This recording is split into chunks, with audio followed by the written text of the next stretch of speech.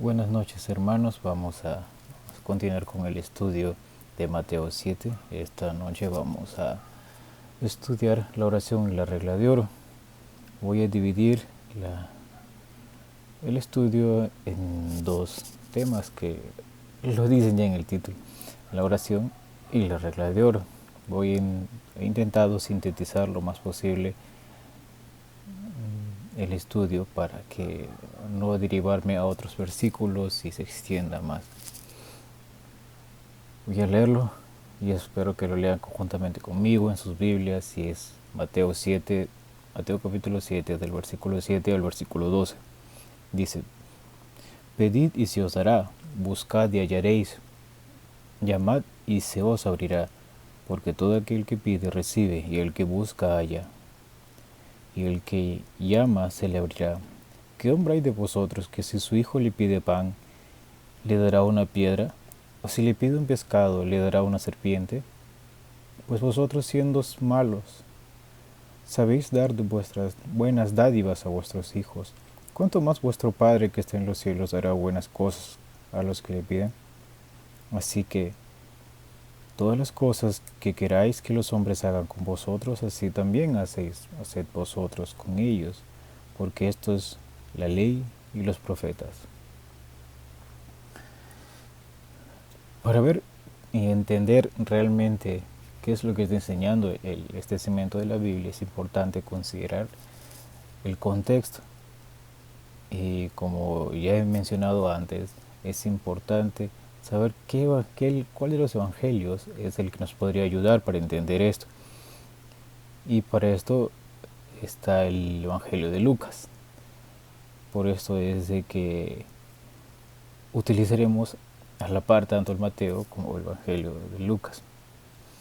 Para entender la oración hay que ver cuál fue el contexto en el que se estaba dando la oración según Lucas. Y el contexto era que nuestro Señor Jesucristo estaba enseñando sobre la oración. Es decir, Él estaba orando en un lugar, según dicen en Lucas 11, y sus discípulos vieron de qué Él estaba orando. Y le pidieron: Señor, enséñanos a orar como Juan el Bautista le enseñó a orar a sus discípulos. Y el Señor Jesús comenzó a enseñarles cómo deberían orar con el Padre Nuestro. Y este era el contexto. Pero también comenzó a enseñar con un ejemplo, como una especie de parábola, diciendo, desde el versículo 5 hasta el versículo 8, diciendo: les dijo también, ¿quién de vosotros que tenga un amigo va a él a medianoche y le dice: amigo, préstame 3 panes, porque un amigo mío ha venido a mí de viaje y no tengo que ponerle delante? Y aquel, respondiendo desde adentro, le dice: no me molestes, la puerta ya está cerrada y mis niños están conmigo en la cama. No puedo levantarme y dártelos. Os digo que que no se levante a dárselos por ser su amigo. Os digo que aunque no se levante a dárselos por ser su amigo, sin embargo, por su importunidad, se levantará y le dará todo lo que necesite. Esto está en Lucas 11, del versículo 5 al versículo 8, como lo dije.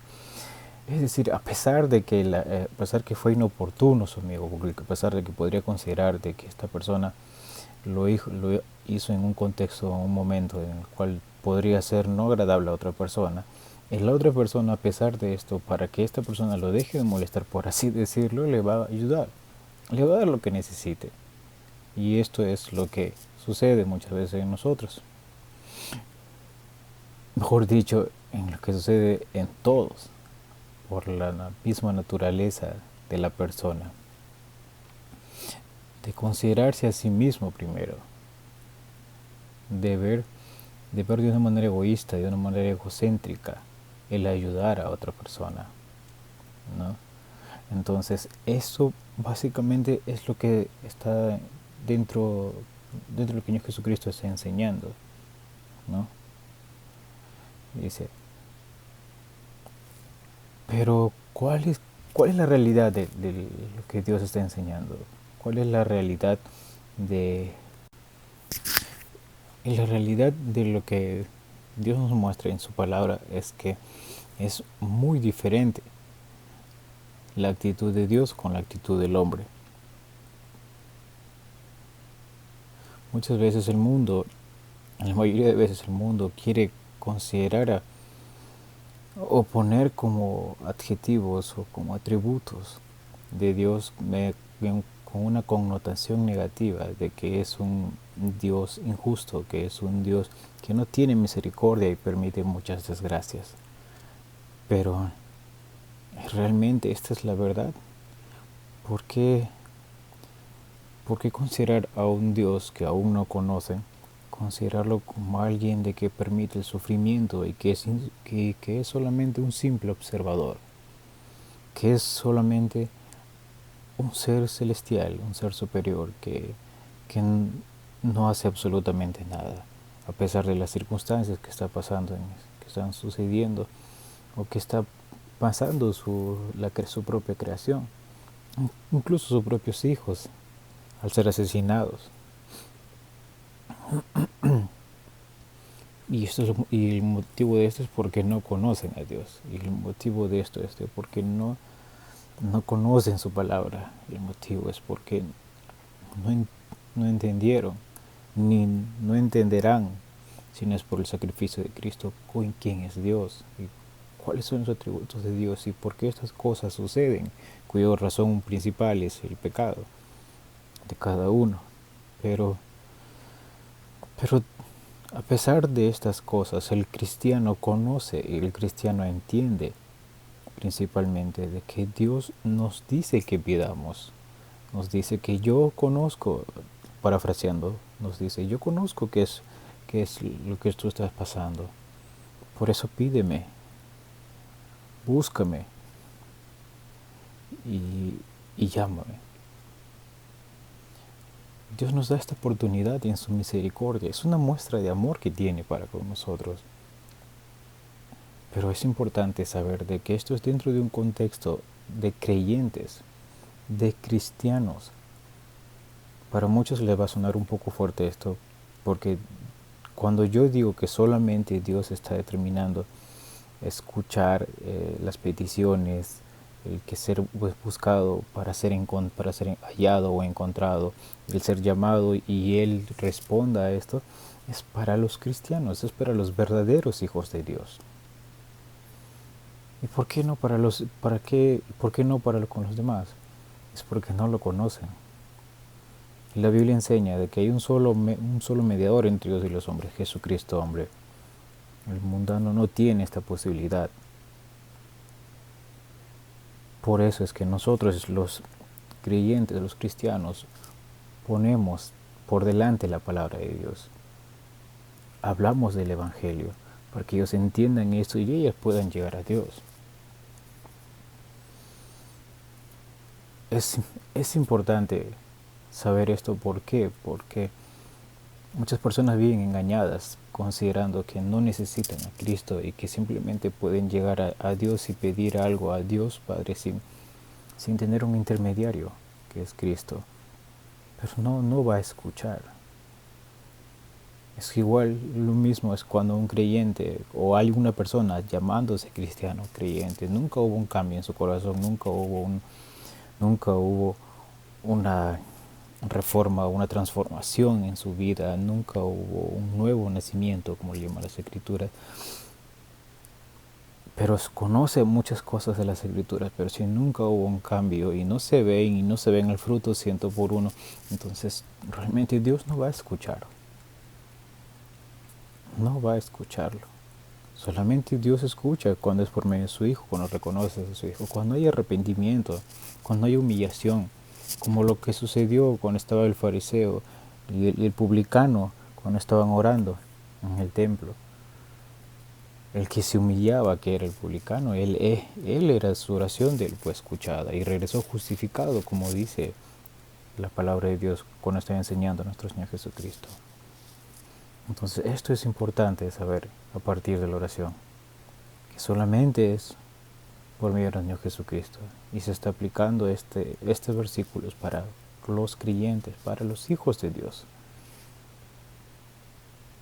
Tampoco estoy diciendo que nunca van a ser escuchados la- los que no son hijos de Dios, sino que, como reitero, es importante saber de que solamente por Cristo, cuando ellos reconocen a Cristo, cuando ellos tienen fe que su salvación es por Cristo, es a partir de ellos que van a ser escuchados, si no, no es posible que sean escuchados.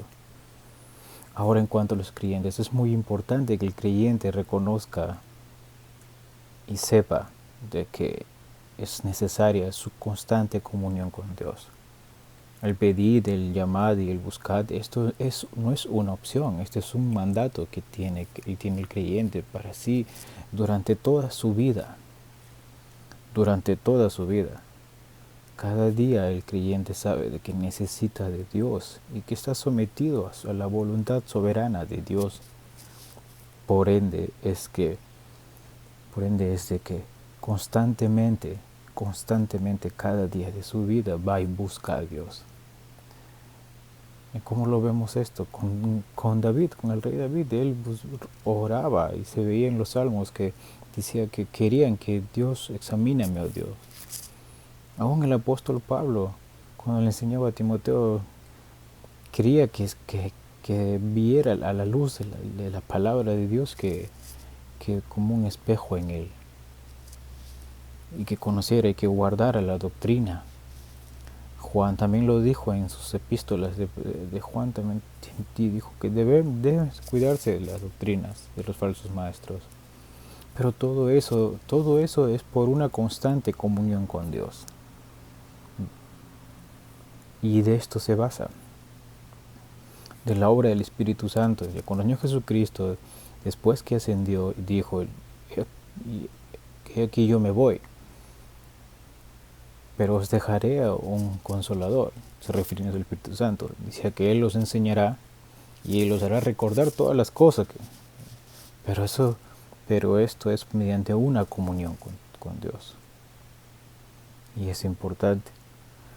Por esto es de que nosotros vamos cada día en oración y no debe faltar la oración en nosotros. Por esto es que cada noche en oración en nuestras iglesias vamos, porque esta es la realidad. No es una opción o una condición de nuestra relación con Dios, sino sin más que eso es un mandato que nosotros hacemos. ¿Y Dios por qué ha puesto ese mandato? Porque es importante, porque es primordial.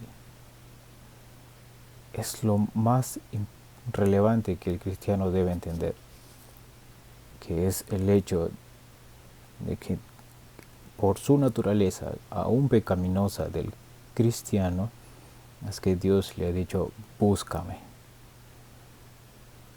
pídeme, pero no bajo un contexto egoísta o egocéntrico, sino lo está poniendo en un contexto de nuestra edificación, nuestra santificación, nuestro crecimiento espiritual, nuestra madurez, para adquirir sabiduría, para adquirir prudencia, para adquirir todos los adjetivos y todas las cosas que nos enseña Proverbios.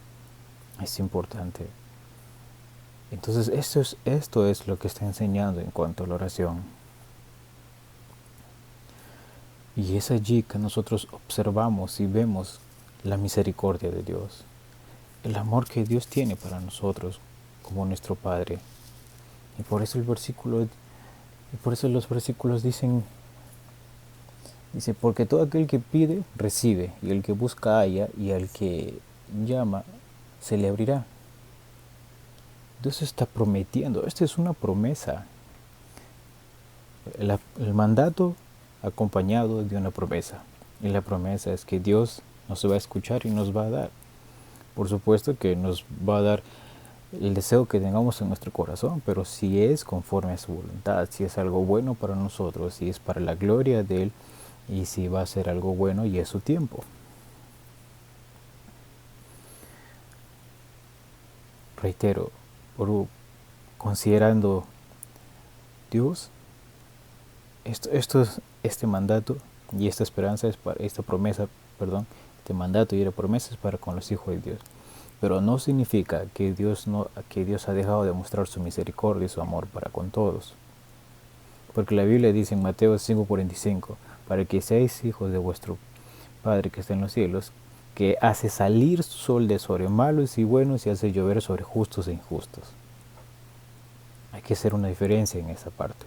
Él sigue mostrándose como Dios, pero a los hijos de Dios les da esa opción y ese derecho de poder acercarse a su Dios, a su Padre, a su Señor, para pedir ciertas cosas. Y y esto es importante saberlo, con la promesa acompañada de que nos va a dar, pero conforme a su voluntad y a su tiempo. También nos enseña, dice que así como nosotros podemos dar buenas dádivas a nuestros hijos, ¿cómo pues nosotros no podemos entender o considerar de que Él no nos va a dar a nosotros? Muchas veces nosotros pensamos y consideramos de que no nos llega la bendición. Y en este contexto que estamos viendo, pues mucho más difícil todavía. Pero, pero ¿desde cuándo se volvió para el cristiano? ¿Desde cuándo se volvió para el cristiano una opción vivir con nuestras fuerzas? ¿Desde cuándo se volvió para el cristiano una opción que nosotros podemos vivir cada día sin la ayuda de Dios?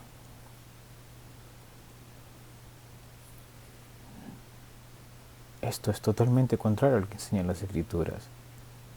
El cristiano vive cada día confiando en su Dios, cada día confiando en que Dios va a obrar en su tiempo, de que nos va a ayudar cada día a su tiempo, de que nos va a dar nuestras necesidades. Él conoce nuestras necesidades, pero Él permite que sucedan ciertas cosas con un propósito, y ese propósito es que nosotros podamos aprender a vivir sometidos a su palabra, a vivir para su gloria, aprender a confiar, y nuestra fe sea sometida por fuego, sea pasada por fuego,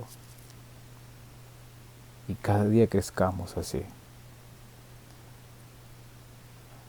Que es considerar no desesperar en ciertas circunstancias, porque tenemos este mandato acompañado de esta promesa, el mandato de que debemos pedir y la promesa de que Él nos va a escuchar y nos va a dar. Es bueno saber esto. Es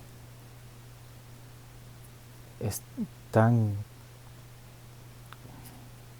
es una promesa que Dios nos muestra, que nos da tanta alegría, que nos da tanto gozo de poder saber y decir, mi Padre que está en los cielos es mayor aún que mi Padre terrenal que está aquí, y Él me va a dar conforme a su voluntad y conforme a su gracia y a su misericordia lo que yo necesite. Por esto es importante reconocerlo y cada día vivir bajo este principio y bajo estos preceptos que nos está dando y bajo estas promesas. El segundo punto que quería tocar era la regla de oro. La regla de oro es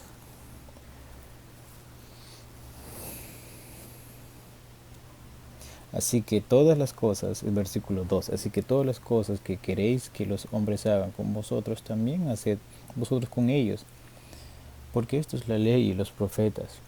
¿Cuál es el contexto en esto? Para esto vamos a Lucas 6, desde el versículo 31. En el versículo 31 dice, y como queréis que hagan los hombres con vosotros, así también haced vosotros con ellos. Pero el contexto se ve a partir del versículo 32 hasta el 36. Dice, porque si amáis a los que os aman, ¿qué mérito tenéis? Porque también los pecadores aman a los que aman. Y si hacéis bien a los que hacen bien, ¿qué mérito tenéis? Porque también los pecadores hacen lo mismo. Y si prestáis a aquellos de quienes esperáis recibir, ¿qué mérito tenéis? Porque también los pecadores prestan a los pecadores para recibir otro tanto. Amad pues a vuestros enemigos y haced bien, y prestad, no esperando de ello nada, y será vuestro galardón grande, y seréis hijos del Altísimo, porque Él es benigno para con los ingratos y malos. Sed pues misericordiosos, como también vuestro Padre es misericordioso. Y este era el contexto que el Señor Jesucristo nos estaba enseñando. Y estaba enseñando a sus discípulos en esa carta en Lucas, de que debían amar a sus enemigos, de que deberíamos mostrar amor como Dios mostró amor para con nosotros. Recuerdo de que para entender nuestra salvación es que Dios fue el que dio el primer paso, no nosotros. El primer paso fue de Dios. Dios dio el primer paso para nuestra salvación. Él nos amó primero, no nosotros amamos primero a Dios. Porque como dice en Romanos 3, nosotros no lo buscamos, porque no éramos justos, ni no buscamos hacer lo bueno, sino todo lo malo. Por ende es de que nuestro Dios en su misericordia y en su gracia y en su amor por medio del sacrificio de Cristo, Él dio el primer paso. Y esto es una gran esperanza, es una gran promesa que muchos de los Antiguos Testamentos tenían que iba a suceder. Y esa es la promesa que nosotros vivimos cada día de nuestras vidas.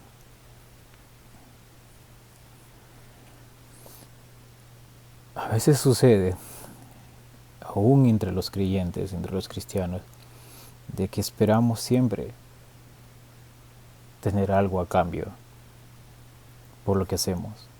Incluso entre líderes y pastores a veces esperamos de que como nosotros servimos, como ellos están sirviendo, ¿no?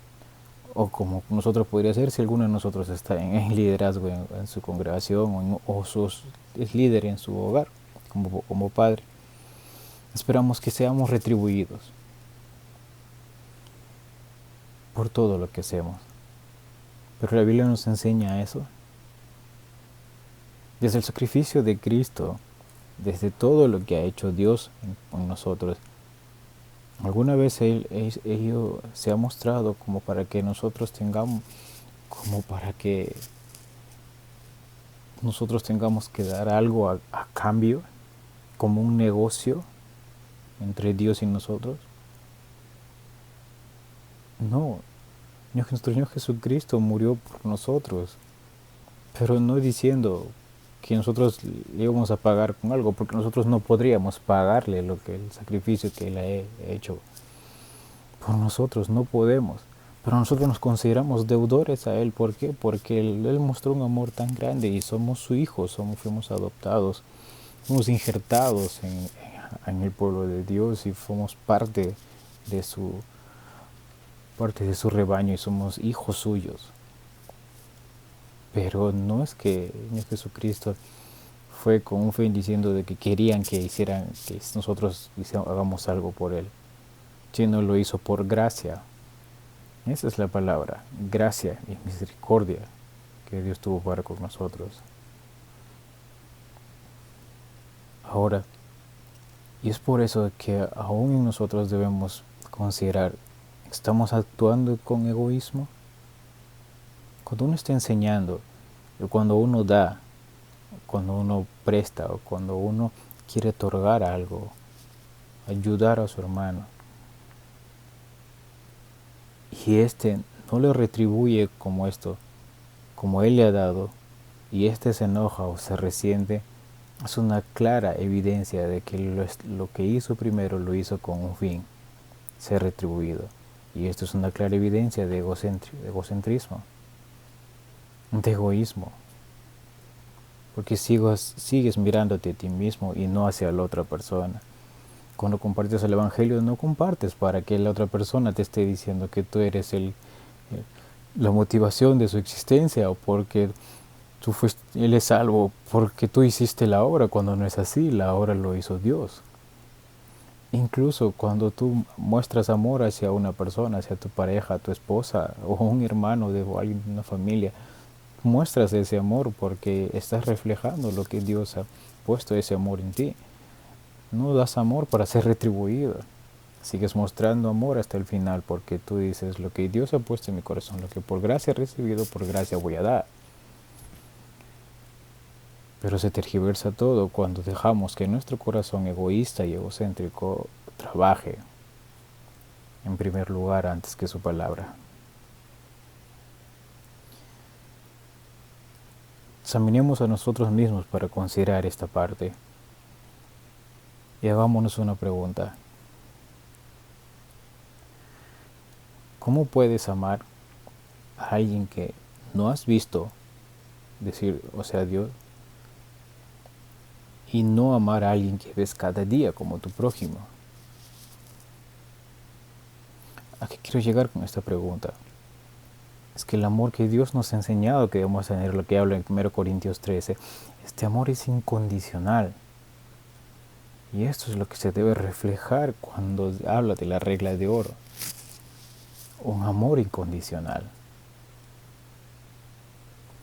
Entonces, si no se aplica en nosotros la regla de oro, que está centrado en la obra de Cristo y cuyo argumento es el amor que nosotros podemos tener, ¿cómo podemos decir que amamos a alguien si no amamos a Dios? ¿Cómo es que si decimos que amamos a Dios, cómo puede decir que amamos a otra persona? Primero es entender qué tipo de amor tenemos para con la otra persona, para con nuestro Dios.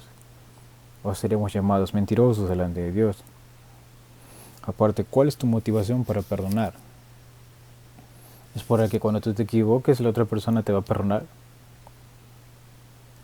¿O porque como Dios te perdonó a ti, tú vas a perdonar a otra persona? Y hay una parábola sobre esto. Y esa es la realidad. Y eso es la realidad de lo que enseña esta regla de oro. Pero no se trata de una manera egoísta, egocéntrica, sino se trata de que nosotros tenemos que actuar como Cristo actuó, andar como Cristo anduvo. Él dijo, Padre, perdónalos porque no saben lo que hacen. Él, hasta el final, su amor fue incondicional.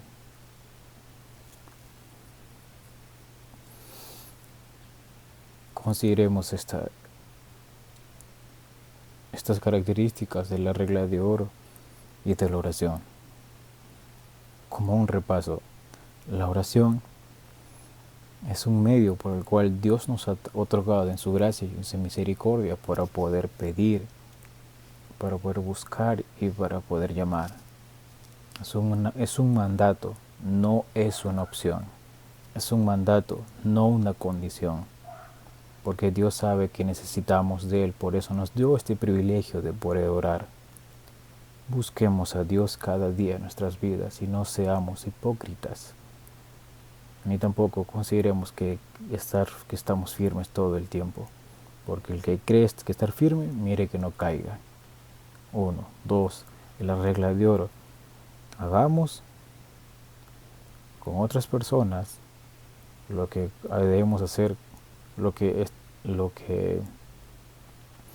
dice allí, ¿no? Hagamos con otras personas, ¿creéis? Todas las cosas que queréis que los hombres hagan con vosotros, así también vosotros haced por ellos, ¿no? Porque esta es la ley y los profetas, el mostrar amor. La regla de oro está basada, en lo que es mostrar amor.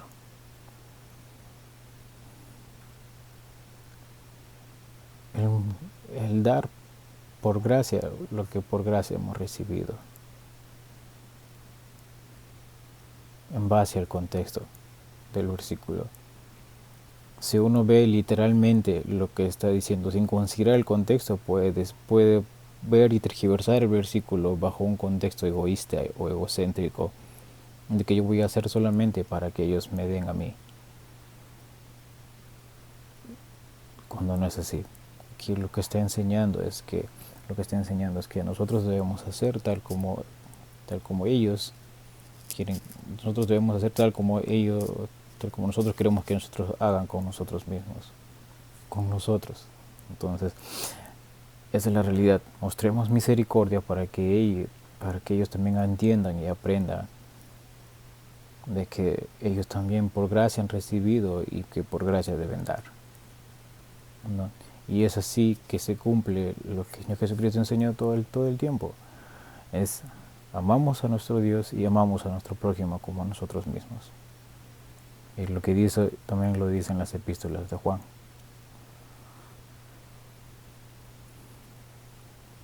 Espero que haya sido de bendición esta pequeña meditación y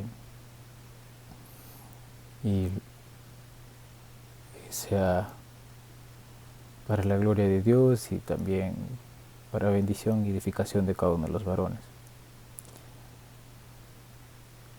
Los dejo a comentarios y a preguntas que alguien quiera hacer.